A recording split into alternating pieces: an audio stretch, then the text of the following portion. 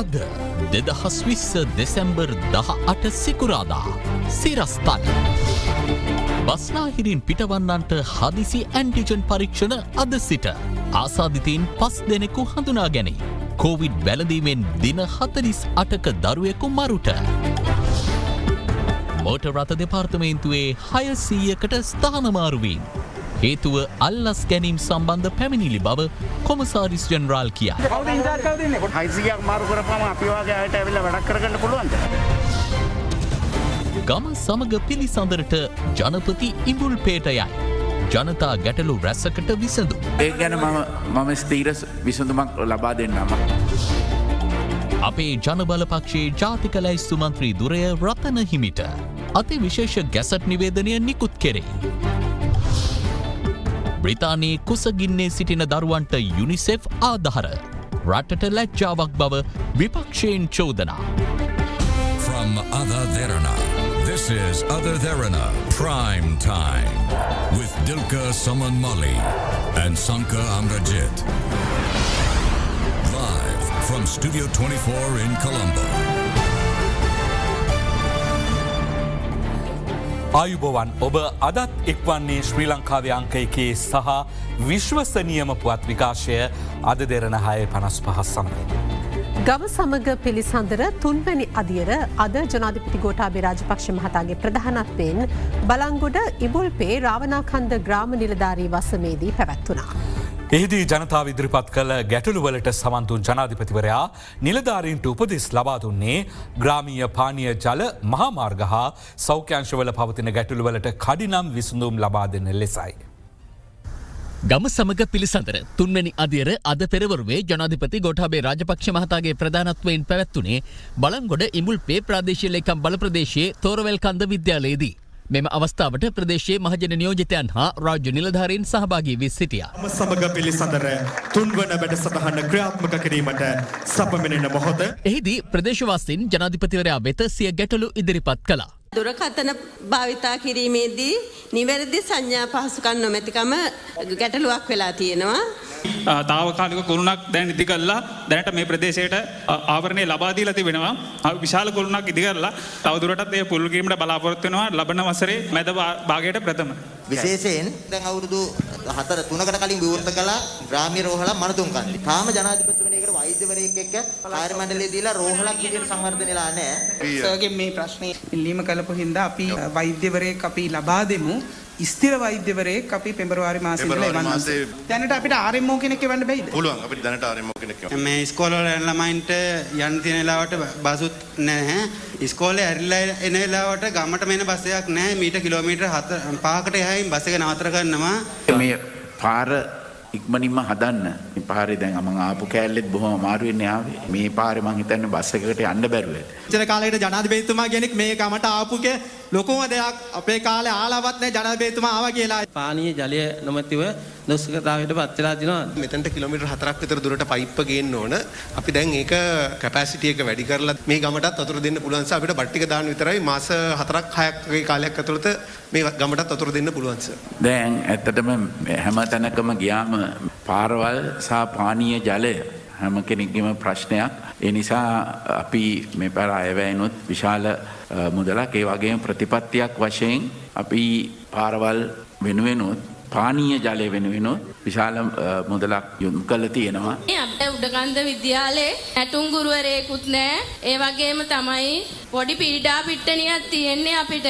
මේ විද්‍යාලයේ නාය යාමට ලක්වීමක් වගේ නිසා තට්ටු දෙකේ කොට නැගිලා පුපුරලා තියෙනවා. මොකද්ද කරන්න ඕන? ලබන අවුරුද්දේ ප්‍රතිපාදන වලින් ඒක රීස්ට්‍රක්චර් කරන්න යන්නේ සර්.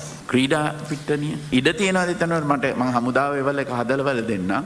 ඒ තියෙන ක්‍රීඩා පිටිය කුඩා ක්‍රීඩා පිටියක් වුණාට ඒක පුළුල් කරන්න පුළුවන්. හරි. වාගේ ඉස්කෝලේ ගොඩනැගිල්ලත් හදලා දෙන්නම්. ක්‍රීඩා භූමියත් හදලා දෙන්නම්. නැටුම් ගුරුවරියත් එවනවා කිව්වනේ. මං මල් කපලා රුපියල් 70,000ක් විතර මාසෙට ගෙනවා හැමදාම කැලේ මල් කපන්නේ. වන ජීවියෙක්ගෙන් අපිට පොඩි ප්‍රශ්නයක් තියෙනවා. යාළුවෙකුට කියලා තමයි මල කැපෙව්වේ දා මං දලු තිබ්බේ හින්දා ගියේ නෑ. රාබෝතල් 16ක් තිබුණා සර්. ඒක ගෙනාවු ගමන් මේගොල්ලෝ පොලිසියෙන් ගිහින් අල්ලගෙන මට කෑන් එකක් දැම්මා. අර කපලා ගෙනාවු එකනට එකක් දැම්මා උසාවි. ඊට පස්සේ මට 50,000ක් ගව්වා දෙන්නටම. ඉතින් මම ඒකනේ රා සම්බන්ධයෙන් තියෙන නීති අධිකරු ජනාධිපතිතුමනි ගහ යට මීටර් 50ක අරය ඇතුළත රා විකුණන්න පර්මිට් එකක් දෙනවා. නමුත් සාමාන්‍ය සන්තකයේ තබා ගැනීමේ සීමාව තියෙන්නේ ලීටර් 1.5ක්. ඔබතුමාගේ අදහස මොකද මේකට කරන්න ඕන? මට අදහස සර් අර මට අපි දෙන්නටම දාන්න නැතුව කෙනෙකුට දැම්මම කාටද ඔයාටද දාන්න ඕන අනිත් එක්කෙනාටද? අනිත් එක්කෙනාට නෙමෙයි මට වසර ගණනාවක් තිස්සේ තේදළු වලින් ජීවත් වෙන මිනිස්සු මේ මිනිස්සුන්ගේ මේ ඉඩම් වල අයිතිය තියෙන්නේ වන සංරක්ෂණ දෙපාර්තමේන්තුවේ. ඒ නිසා මම ගෞරවයෙන් ඔබතුමාගෙන් ඉල්ලා සිටිනවා මේ මිනිස්සුන්ට මේ භුක්ති විඳින ඉඩම් ටිකට යම් හෝ ලියවිල්ලක් හෝ යම් බලපත්‍රයක් හෝ යම් මොනියම් හෝ ක්‍රියාමාර්ගයක් ලබා දෙන ලෙස හරි ඒ ගැන මම ස්ථීර විසඳුමක් ලබා දෙන්නම්. මම මේක අපි මේක සාකච්ඡා කරා. මේ දීර්ඝ කාලීනව මේව පාවිච්චි කරන අයට මෙහෙම අත්නොමතිකව නඩු දාන්න එපා කියලා කියන්නට ඕන.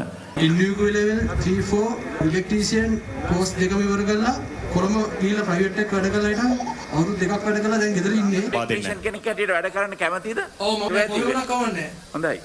එයාගේ තොරතුරු ටික ලබා ගන්නවා සර්. මේ අතර ජනාධිපතිවරයාගේ පැමිණීම සනිටුහන් කිරීම සඳහා ශ්‍රී ලංකා ටෙලිකොම් මොබිටෙල් ආයතන අන්තර්ජාල පහසුකම් සහිත පරිගණක පද්ධතියකින් සමන්විත සුහුරු පන්ති කාමරයක් තොරවැල් කන්ද විද්‍යාලයට ප්‍රදානය කිරීමද අද සිදු කෙරුණා. බස්නාහිර පළාතෙන් පිටව යන පුද්ගලයන් සඳහා තෝරාගත් ස්ථාන 4කදී අද සිට අහඹු ක්ෂණික ප්‍රතිදේහජනක පරීක්ෂණ හෙවත් රැපිඩ් ඇන්ටිජන් පරීක්ෂණ සිදු කරන බව සෞඛ්‍ය සේවා අධ්‍යක්ෂ ජෙනරාල් වෛද්‍යාසේල ගුණවර්ධන මහතා පවසනවා. මේ අතර පොළොන්නරුව රාජකීය විද්‍යාලයේ සුසුම් දෙදෙනෙකුටද වෛරසය ආසාදනය වී ඇති බව තහවුරු වී ඇතැයි සෞඛ්‍ය අංශ තහවුරු කළා. අද පස්වරුවේදීත් තවත් කොවිඩ් ආසාදිතයන් 376 දෙනෙකු හඳුනාගත් බව යුද හමුදාපති ලුතිතන් ජෙනරාල් ශවෙන්ද්‍ර සිල්වා මහතා සඳහන් කළා.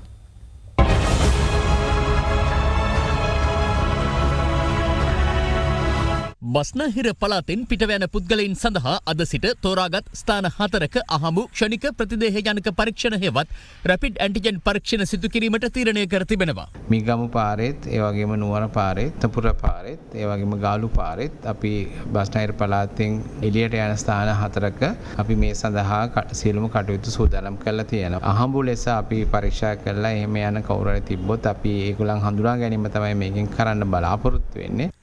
යනු අවිස්සාවෙල්ල පාරේ කොස්ගම සාලාව මීර්ගම දංගෝවිට මීගමෝ කොච්චිකඩේ ගලුපාරේ අලුත්ගම යන ස්ථානවලදී රැපිඩ් ඇන්ටිජන් පරීක්ෂණ සිදු කෙරෙනවා.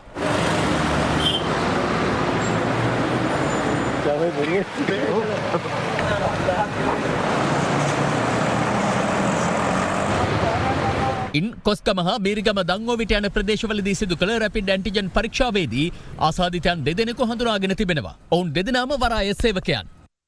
අද දිනේදී බස්නාහිර පළාතෙන් පිටත්ව වෙනත් විශේෂයෙන්ම අනෙකුත් ප්‍රදේශවලට ගමන් කරන දුර ගමන් සේවා බස් රථ සහ ඒ ආකාරයෙන් ගමන් කරන වාහන පිළිබඳව ගමන් කරන අයවලුන්ගේ ඇන්ටිජන් පරීක්ෂණ කිරීමට කටයුතු කරනු ලැබුවා. 451 දෙනෙකුගේ කරන ලද පරීක්ෂණ වලින් 5 දෙනෙකු කොවිඩ් ආසාදිතයන් හැටියට සොයා ගැනීමට හැකියාව ලැබුණා. මේක යම් කිසි ආකාරයක භයානක තත්ත්වයක්. ඊට හේතුව බස්නාහිර පළාතේ සිටින කොවිඩ් ආසාදනය වී ඇති අයවලුන් වෙනත් ප්‍රදේශවලට ගමන් කිරීමෙන් අනෙකුත් ප්‍රදේශවල කොවිඩ් පැතිර යාමේ හැකියාවක් තිබෙන බවට මෙහිදී තහවුරු වුණා. ඉදිරි දින කිහිපෙදීත් මේ ආකාරයෙන්ම ඇන්ටිජන් පරීක්ෂණ ප්‍රධාන මාර්ගවල කිරීමට බලාපොරොත්තු වෙනවා. මේ අතර පිටකොට්ටේ පිටමුල්ල මෙට්ලික්ස් වත්ත ප්‍රදේශය හුදකලා කර තිබෙනවා.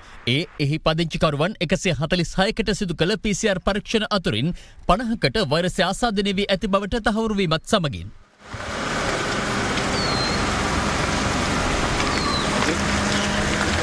වැල්ලවත්ත මැනින් පෙදෙසේ අද රැපිඩ් ඇන්ටිජන් පරීක්ෂණ 300ක් සිදු කර ඇති අතර ඉන් 12 දෙනෙකුට වෛරසය ආසාදනය වී ඇති බව තහවුරු වී තිබෙනවා. යුද හමුදාපතිතුමත් එක්කත් සාකච්ඡා කරා, බලධාරීන් එක්කත් සාකච්ඡා කරා. අපිට පුළුවන් තරම් PCR වැඩි කරන්න, ඇන්ටිජන් පරීක්ෂණ වැඩි කරන්න. නමුත් ඒ පරීක්ෂණ වැඩි කරත් ඒකට අවශ්‍ය කරන මානව සම්පත අපි තුල ඒ හිඟයක් තියෙනවා. මොකද අපේ ජනසෞඛ්‍ය දෙපාර්තමේන්තුවේ වෛද්‍යවරු 25 දෙනා ඉන්නේ. PHI වරු 65ක් ඉන්න. මුළු ජනසෞඛ්‍ය දෙපාර්තමේන්තුවේ ඉන්නේ 600 ගාන. මම හිතන්නේ ගාන ඊළඟ සති දෙක ඇතුළතදී ඇන්ටිජන් පරීක්ෂණ පුළුවන් තරම් කරලා අපිට මේ හුදකලා කරපු ස්ථාන විවෘත කරන්න පුළුවන් වෙයි. මධ්‍යම රජය ඒකට අහුම්කම් දෙමින් මේ වෙනකොට කටයුතු කරනවා කියන එක මම මේ අවස්ථාවේදී කියන්න කැමතියි. මේ අතර රත්නපුර මහනගර සීමාව තුල පුද්ගලයන් 16 දෙනෙකුට වෛරසය ආසාදනය වී ඇතැයි අද තහවුරු වුණා. ඒ අතර එකම පවුලේ 7 දෙනෙකුද සිටින බව සෞඛ්‍ය අංශය සඳහන් කළා. රත්නපුර මහජන පොලෙන් එක් ආසාදිතයෙකු හඳුනා ගැනීමත් සමග එම පොළ අද తాවකාලිකව වසා දැමුණා.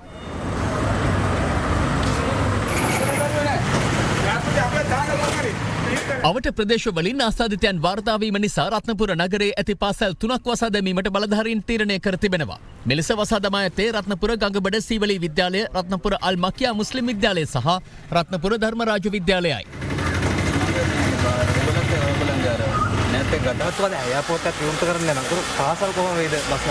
ඊයේ මම ගියා මේ සෞඛ්‍ය ඇමතිනිය ගරු පවිත්‍ර දේවී වන්නියාරච්චි ඇමතිනිය හා සෞඛ්‍ය ක්ෂේත්‍රයේ නිලධාරීන් සමග අපි මේ විස්තර සහිත සාකච්ඡාවක් පැවැත්තුවා. ඒ සියල්ලක්ම සැලකිලිමත් භාජනය කළා අපි සඳුදා ප්‍රකාශයට පත් කරනවා. ඒ සම්බන්ධයෙන් මොකද කරන්න කියලා. දඹුල්ල ආර්ථික මධ්‍යස්ථානයේ සේවකයෙකුට වෛරසය ආසාදනය වීමත් සමග එහි වෙළඳසැල් 6ක්ද తాවකාලිකව වසා දැමූ බව සෞඛ්‍ය අංශ පවසනවා. මේ අතර පොළොන්නරුව රාජකීය මධ්‍ය මහාවිද්‍යාලයේ ඉගෙනුම ලැබූ සිසුන් දෙදෙනෙකුට COVID-19 වෛරසය ආසාදනය වී ඇති බව තහවුරු වීම නිසා එම දරුවන් දෙදෙනා ඉගෙනුම ලැබූ පන්ති කාමර 2 වසා දැමීමට පාසලේ පාලනාධිකාරිය අද තීරණය කළා. මෙම දරුවන් දෙදෙනාගේ පියාටද වෛරසය ආසාදනය වී තිබෙනවා.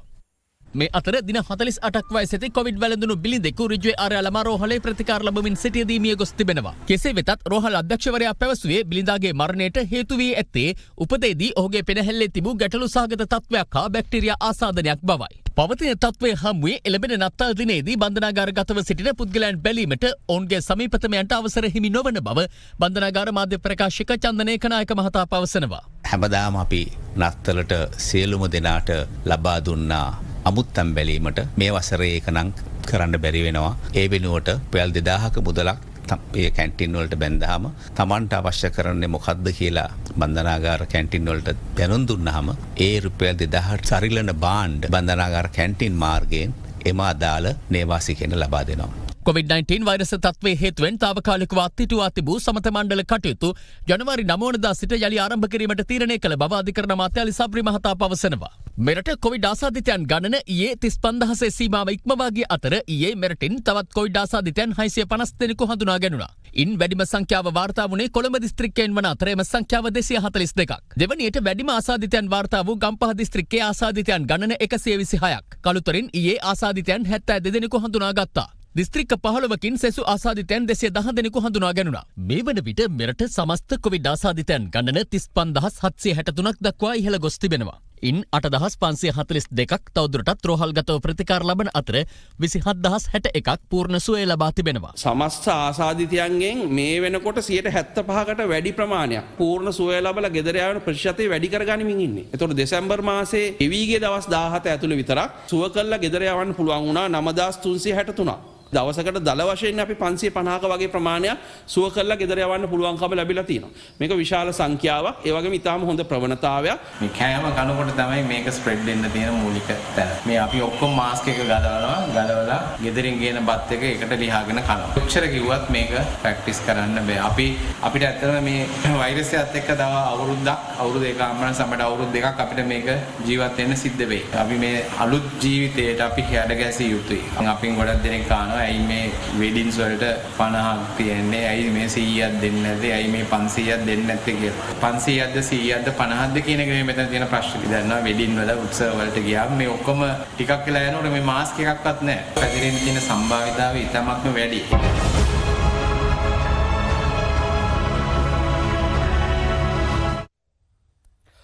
ලොව ධනවත් රාජ්‍යයක් වන මහා බ්‍රිතාන්‍යය තම රටවල දරුවන්ගේ පෝෂණය වෙනුවෙන් යුනිසෙෆ් සංවිධානයේ සහාය ඉල්ලා තිබෙනවා. රට විපක්ෂය පවසන්නේ මේ රටට විශාල අපකීර්තියක් බවයි.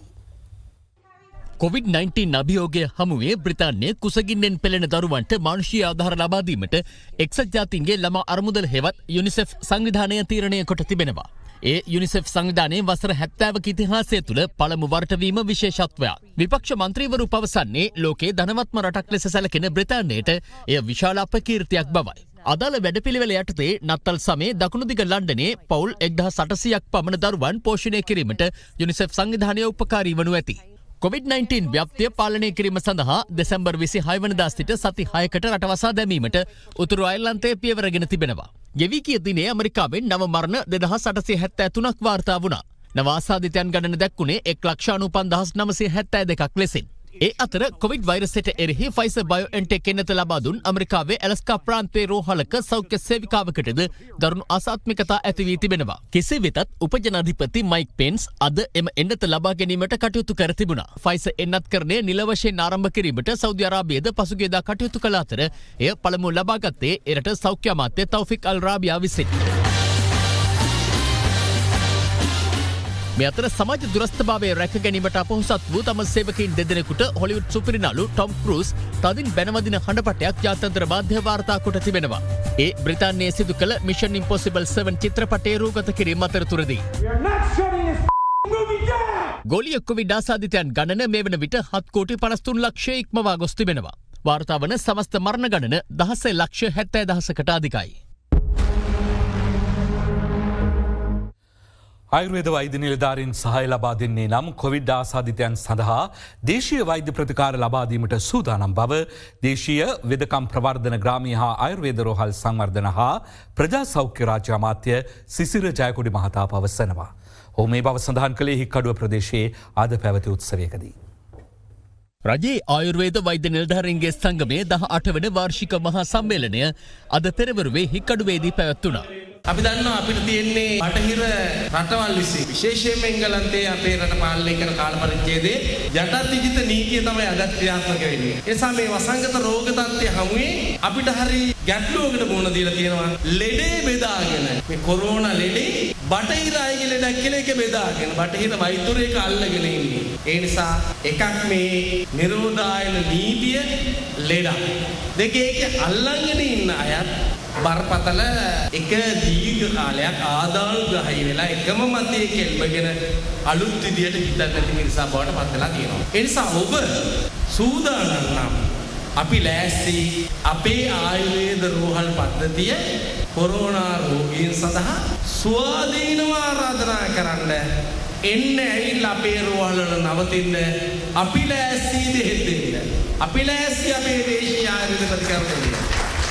බුදුවාලා අපිට සහය දෙන්නේ ඒකට.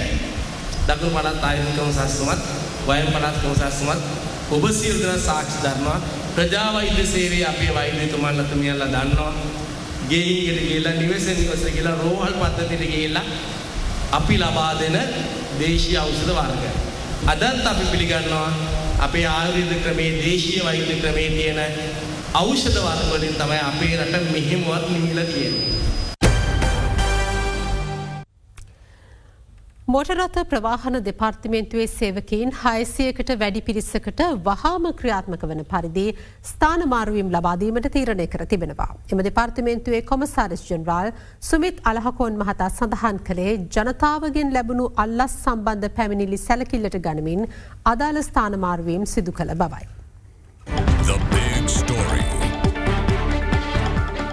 රාජ්‍ය ආයතනවල කාර්යක්ෂමතාවය සොයා බැලීමේ අරමුණින් කලින් නොදන්වා එම ආයතනවලට ගොස් නිරීක්ෂණය කිරීමේ වැඩපිළිවෙල යටතේ ජනාධිපතිවරයා පසුගිය වසරේ දෙසැම්බර් මාස දිනක මෝටර් රථ දෙපාර්තමේන්තුවේ වේරහැර කාර්යාලයට පැමිණියා. එම නිරීක්ෂණයෙන් පසුව නිලධාරීන් අල්ලස් ගන්නා බවට වූ පැමිණිලි රැසක් දෙපාර්තමේන්තුවට යොමු කිරීමට ජනතාව කටයුතු කර තිබුණා. මෝටර් රථ දෙපාර්තමේන්තුවේ කොමසාරිස් ජෙනරාල් සුමිත් අලහකෝන් මහතා පැවසුවේ එම පැමිණිලි සැලකිල්ලට ගනිමින් සේවකයින් 600කට වැඩි පිරිසකට වහාම ක්‍රියාත්මක වන පරිදි ස්ථාන මාරුවීම් ලබා දීමට තීරණය කළ බවයි. කොමසාරිස් ජෙනරාල්වරයා මේ බව මාධ්‍යයට දැන්වීමත් සමග ඊට විරෝධය පළ කරමින් සේවකයින් සේ රාජකාරිවලින් ඉවත් වූ අතර එහිදී නොසන්සුන් තත්ත්වයක් නිර්මාණය වුණා. මේ හේතුවෙන් නාරහෙන් පිට මෝටර් රථ දෙපාර්තමේන්තුවෙන් සේවා ලබා ගැනීමට පැමිණි ජනතාව දැඩි අපහසුතාවකට පත් වුණා. අන්දාපුරේ ආරෙන්ඩිගෙන් පෙන්නන ඔක්කොම කළා තමයි මෙතන ඇවිල්ලා මේ උදේ ඉඳන් ඉන්නේ. මේ කට්ටිය අතුලට ගන්නේ නැත්තේ මොකෝ? මෙතන ඇවිල්ලා මේ මුදල් දුන්නොත් තමයි වැඩේ කෙරෙන්නේ. ෆයිල් එක හෙට යන්නේ. නැත්තම් ෆයිල් එක ගල් ගහනවා. ඒ වැඩ දෙන්නේ නැහැ කියලා කියන්න. මුං එලවන්න ඕන. මුං එල හොරු ටික. මුං සාල්තු ඕර්රයක් තියෙන්නේ. මේක මේ අපිට එන්න ඕනේ නැහැ. මේක අතුලට හරි ගෙනත් දෙන්න කියන්න පොඩ්ඩක්. මොකද වැඩ නැද්ද අද ඔෆ්ද ප්‍රාර්ථ කරන්න ඕනේ. පන්කර වංචාව කරා. දැන් 600ක් මාරු කරපුවම අපි වාගේ අයට ඇවිල්ලා වැඩක් කරගන්න පුළුවන්ද? ස්ථානමාරු සම්බන්ධයෙන් ප්‍රවාහන රාජ්‍ය අමාත්‍ය දිලු මමුණුගම මහතාද අද වෙලෙස අදහස් පළ කළා. ඒ දෙපාර්තමේන්තුව තුළ නොසිටිය යුතු යම් ප්‍රමාණයක් අපි හඳුනාගෙන තියෙනවා. මේ අය විතරක් මාරු කරුවොත් මේ අයට ගිහිල්ලා අලුත් රාජකාරී ස්ථානයේ වැඩ කරන්න ප්‍රශ්නයක් වෙනවා. මොකද දූෂිත නිසා ඉවත් කෙරුවයි කියන චෝදනාව එනවා. මේ අය ඇතුළුව වාර්ෂික ස්ථානමාරු ලැබිය යුතු අය සහ ස්ථානමාරු ඉල්ලලා තියෙන අය මෙන්න මේ සියල්ල ඇතුළත්ව යම් ස්ථානමාරු ප්‍රමාණයක් අපි ක්‍රියාත්මක කරනවා. මේ ආයතනයේ ජනාධිපතිතුමාගේ අවධානයට ලක් වෙච්ච ආයතනයක්. ඒකේ තිබුණු අක්‍රමිකතා යම් ප්‍රමාණයකට අපිට සීමා කරන්න හැකියාව ලැබිලා තියෙනවා. මොකද 100%ක් නතර වෙලා නැහැ. ඒවා නතර කිරීම සඳහා ගත යුතු ක්‍රියාමාර්ග තමයි අපි ඉදිරියේදී ගන්න. ඉතින් ඒවා අපි උද්ඝෝෂණය කරුවා කියලා නතර කරන්න බලාපොරොත්තු වෙන්නේ. මේ අතර කොළඹ සෞසිරිපායේ පිහිටි ඉදිකිරීම් කර්මාන්ත සංවර්ධන අධිකාරිය සභාපති ඉවත් කරන ලෙස බල කරමින් එහි සේවකයින් අද විරෝධතාවක නිරත වුණා. එහිදී ඔවුන් සභාපතිවරයාගේ කාමරයට පැමිණ විරෝධය පළ කරන අතරවාරයේ විශේෂ රාජ්‍ය අමාත්‍ය ඉන්දික අනුරුද්ධ මහතා පැමිණියා.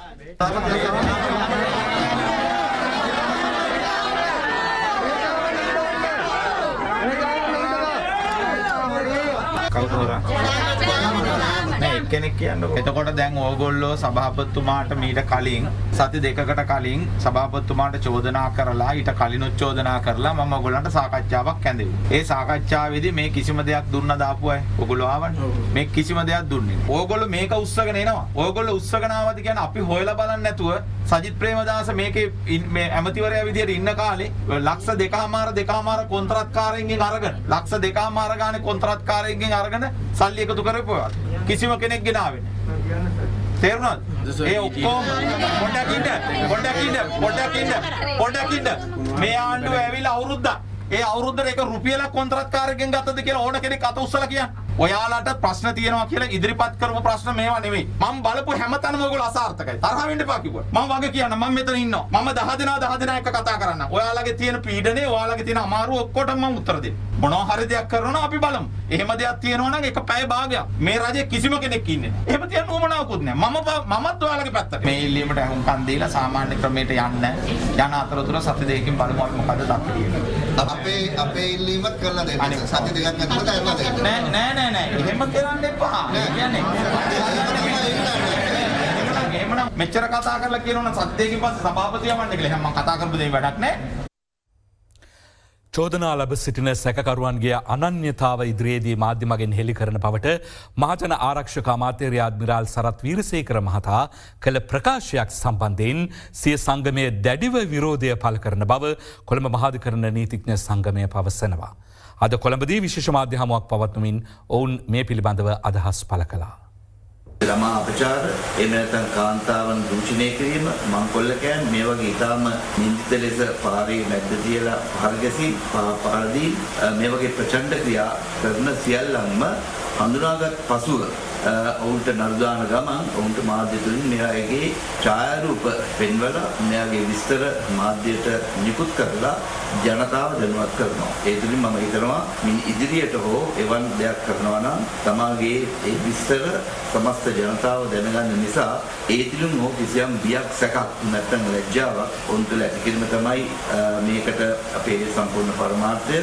අත්අඩංගුවට ගන්න සැකකරුවෙකු හෝ විත්තිකරුවෙකු අපරාධකරුවෙකු ලෙස හුවා දක්වලා ජනමාධ්‍යවල ප්‍රදර්ශනය කිරීම තුළින් ඒ යුක්තිය පසඳලීමේ සාක්ෂිවලට හානියක් වන්නේ. ජනමාධ්‍යවලින් පෙන්නුවොත් මෙන්න මෙයා තමයි අපරාධකාරය කියලා ඊට පසුව පවත්වනු ලබන හඳුනා ගැනීම පෙරට්ටුවකට කිසිදු වටිනාකමක් ඇතිවන්නේ නැහැ. අපේ නීතියේ සාධාරණ සැකයෙන් තොරව ඔප්පු කරන තුරු යම් පුද්ගලයෙක් නිවැරදිකරු බව ප්‍රකාශ කර තිබියදී පොලිසිය භාර අමාත්‍යවරයා මෙලෙස කෙටි ක්‍රමයකින් එතුමාගේ එතුමාගේ අදන්නේ නොදැනුවත්කමද එසේ නැත්නම් ඒ ගැන අවබෝධයකින් තොරව කරන ක්‍රියාවක්ද කියන එක සම්බන්ධව එතුමා කරන්න යන මේ ක්‍රියාව තරයේ හෙලා දැකිය යුතු දෙයක්. මේක යුක්තිය පසදලීමට කරන මරු පහරක්. මොකද මේට හේතුව පැහැදිලිව පෙනී යන්නේ ඔය අයගේ ඡායාරූප ඉදිරිපත් කිරීම තුළ අවසාන වශයෙන් ඔවුන් වරදකරුවන් බවට පත් කර ඉවරයි. තවදුරටත් ඒ නඩුව තවදුරටත් පවත්වාගෙන යන්න අවශ්‍යතාවයක් නැති තත්ත්වයකට පත් කරනවා.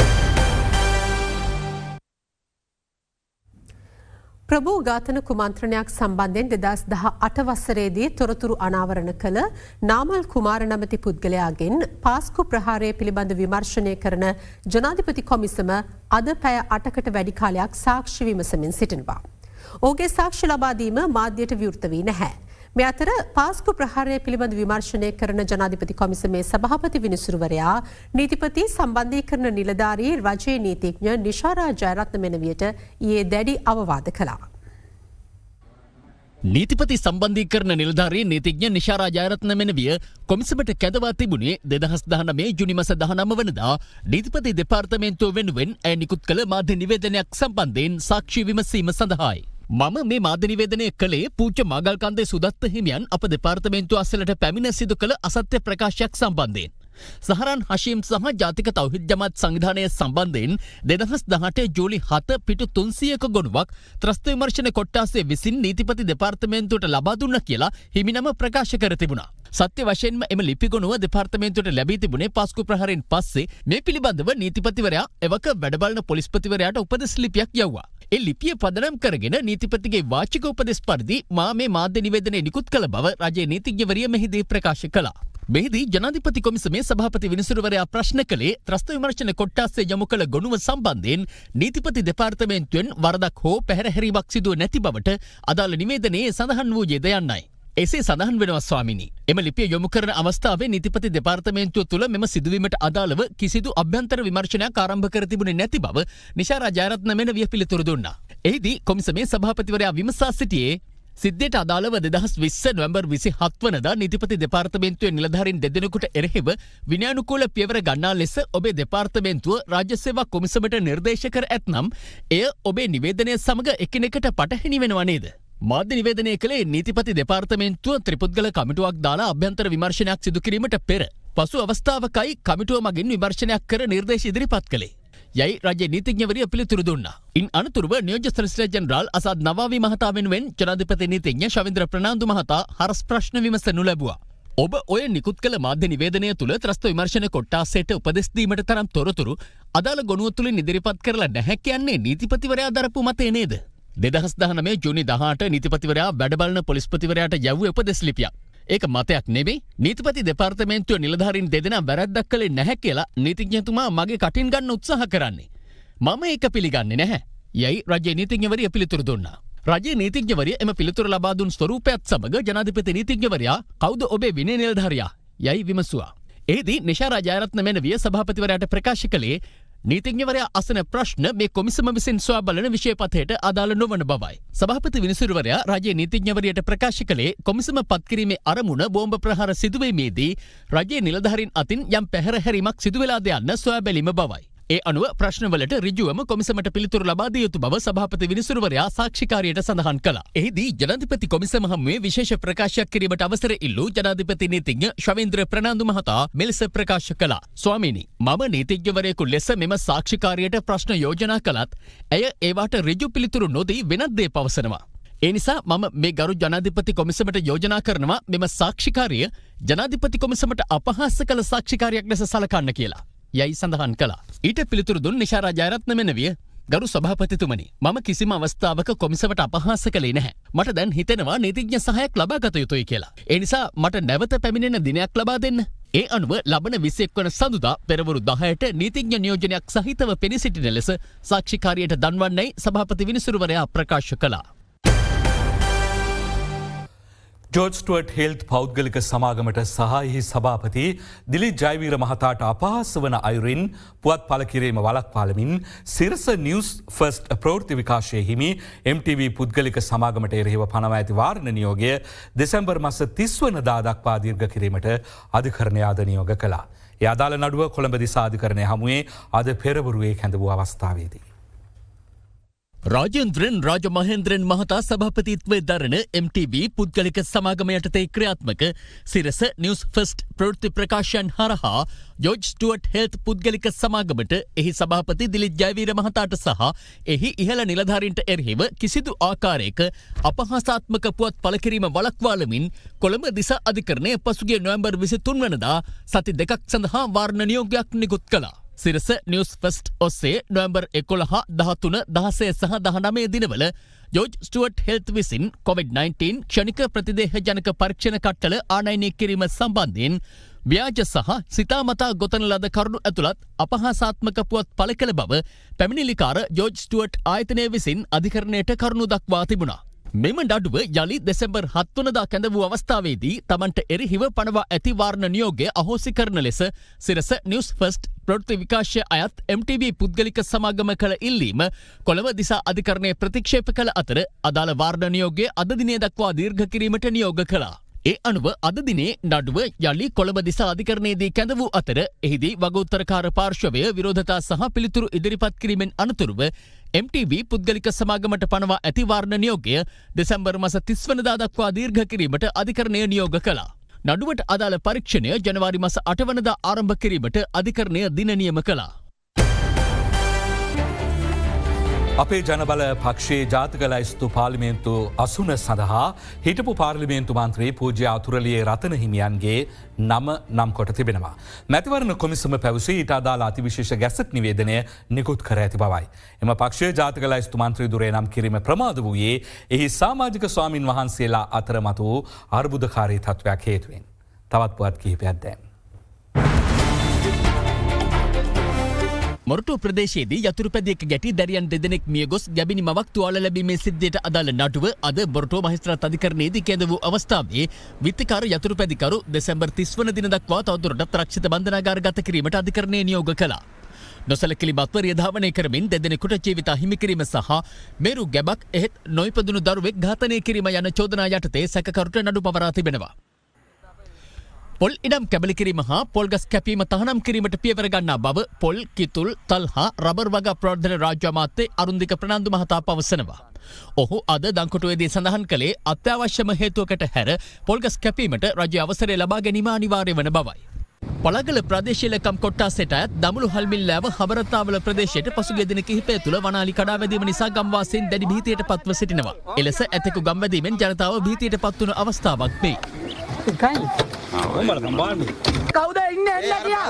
ඕ පන්නගෙන ඕ